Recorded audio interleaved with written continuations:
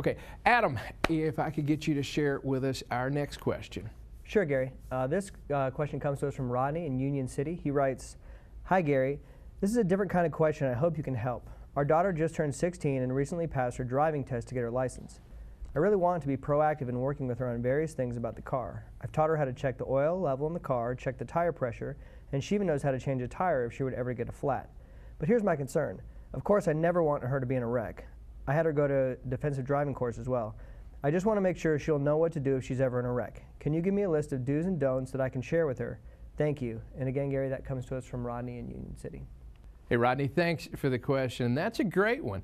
And first of all, let me commend you for being so proactive in working with your daughter. But let me give you some scary stats. And these stats are about wrecks that involve young, inexperienced drivers.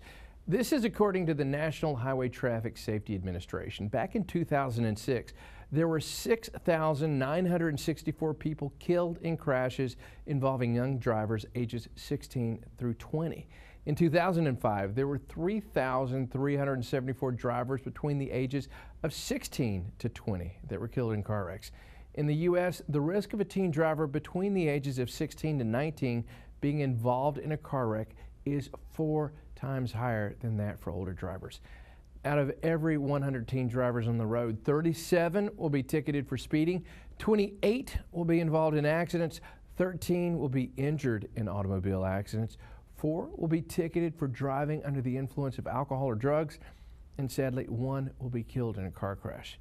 Now, let me share with you a study on driver's education, and this was done at George Mason University in Virginia. And this may give us a little clarity on why teenagers may be more likely to be involved in accidents when they get behind the wheel.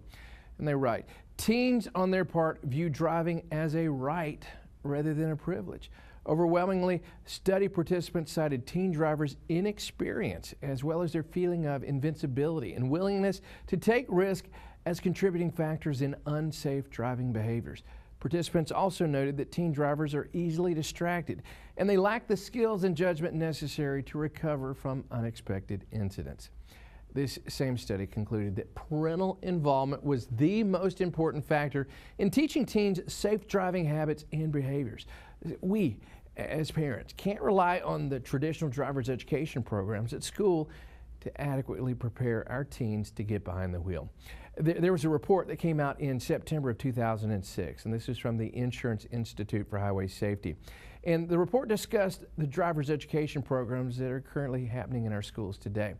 The report suggested that the education does not adequately make our students safer drivers. The way for us to lower the risk of teens being involved in crashes is to gradually release them to drive further distances and in more congested traffic as they demonstrate their ability to handle it. The more maturity and skill that they demonstrate, the more the leash is released. But parents need to simultaneously train and monitor the teen drivers as they learn. So getting back to Rodney's question, I applaud you again for being so actively involved in training your daughter to drive. Now let's address the do's and don'ts if you're ever involved in a car wreck. Here are the do's. If someone is injured, call 911 immediately and always call the police to come to the scene to complete an incident report. The investigating officer will help document the scene of the wreck. They'll gather the facts and interview witnesses, and they will prepare a report. If you don't do this, it could be your word against the other driver later on. Exchange information with every person involved in the wreck, including getting the name, the address, their phone numbers, the make, model, color, and year of the vehicle, license plate, and insurance information. Also get the same identifying information for any witnesses. And if you have a smartphone or camera, take pictures at the scene if possible. Include property damage photos of all the cars and any debris that may be in the road at the scene of the wreck. And please report the wreck to your insurance company, even if you are not at fault. This is especially important if it appears the other driver did not have insurance. Now here are the don'ts. Don't panic.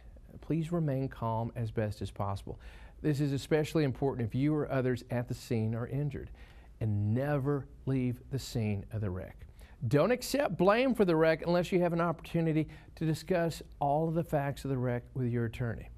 And don't talk with the insurance company or sign any papers with the insurance company until you have a chance to discuss it with your lawyer.